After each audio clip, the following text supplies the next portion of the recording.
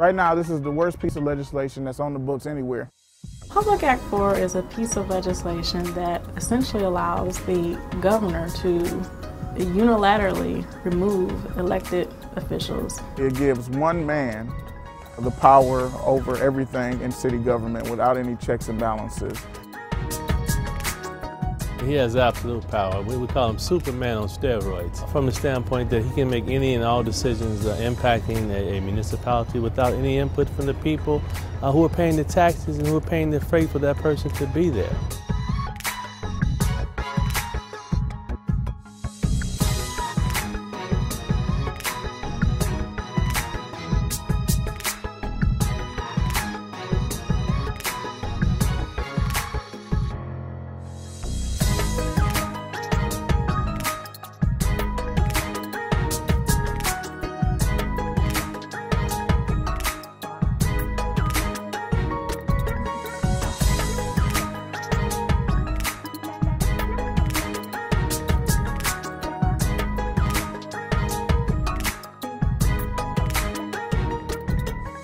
That individual could sell off public resources, make laws, terminate elected officials. An individual who, contrary to our democracy, is not elected by the people.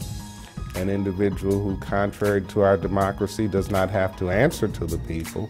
And we believe that type of unprecedented authority is contrary to our democracy and a violation of our voting rights.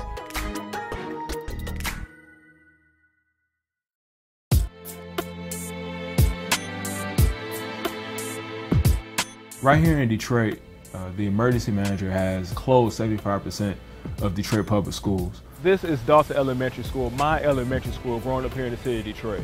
It's on the closed list here. This is actually the last elementary school left in the community. When you close schools all across the city, as the emergency manager has been doing, you're closing down communities.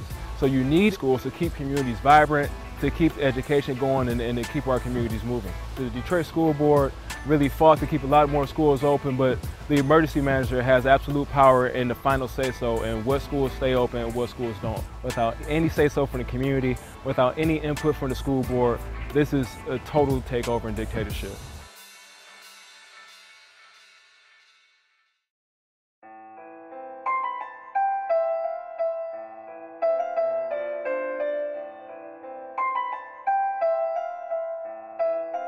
Well, Pontiac is an awesome place to live. I describe it as a big, quaint city. So I'm from Pontiac. I was born here, raised here, went off to college, came back home and became a council person, the youngest council person in Pontiac history. We've got about 60,000 people here as of the last census in the city of Pontiac. The mean income is $17,000 in the city of Pontiac. So we do have extreme poverty and high unemployment in the city. I call it the takeover law that's killing the city of Pontiac right now. I'll give you a prime example. The first meeting that we had with our current emergency manager was to tell us that we would no longer have a Pontiac Police Department. Right now we're in front of the Pontiac Police Station that houses our boys in blue. And as of August 1st, there will be no Pontiac Police Department. The county sheriff will take over and the Pontiac Police Department will be dissolved. After 150 years of service, the emergency manager did not want to accept the stimulus money because he didn't believe in the 25% set aside for low-income people. A good chunk or majority of the people who live in Pontiac would fall under those guidelines. He would rather send the money back than deal with it because he believes that low-income people use more services so they don't deserve the money. When citizens come in, they see who they elected, and we all came in after we had a financial manager. We get no pay, we get no benefits, no anything to serve the citizens. Pontiac's downtown area is desolate.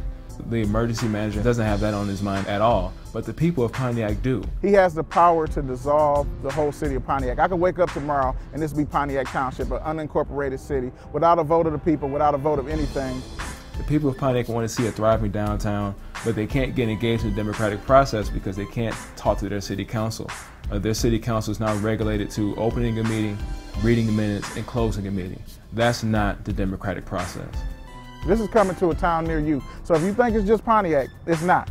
If they can do it in Michigan, they'll be able to do it in Alabama, they'll be able to do it in Florida, they'll be able to do it in California, and it's pretty soon this whole country will have an emergency manager. And guess what? That means this whole country doesn't have democracy.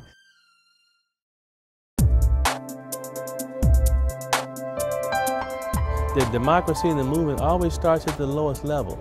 You're never going to see a change from the top. The change always starts with the people in the community, the activists who believe that the power of an idea is so strong. And the power of this idea on how we want to transform our community, how we want to be involved in the democratic process, how we don't want to be dictated to in our daily lives is a very powerful idea. This state, just like every other state, is built on democracy. And this is America. This is not some dictator country where people storm in and tell us what to do. We combine, we come together, and we build one solution that we all can believe in. Democracy gives you the opportunity to keep trying, to keep pushing that there is another day to make this world a better place and make our communities better.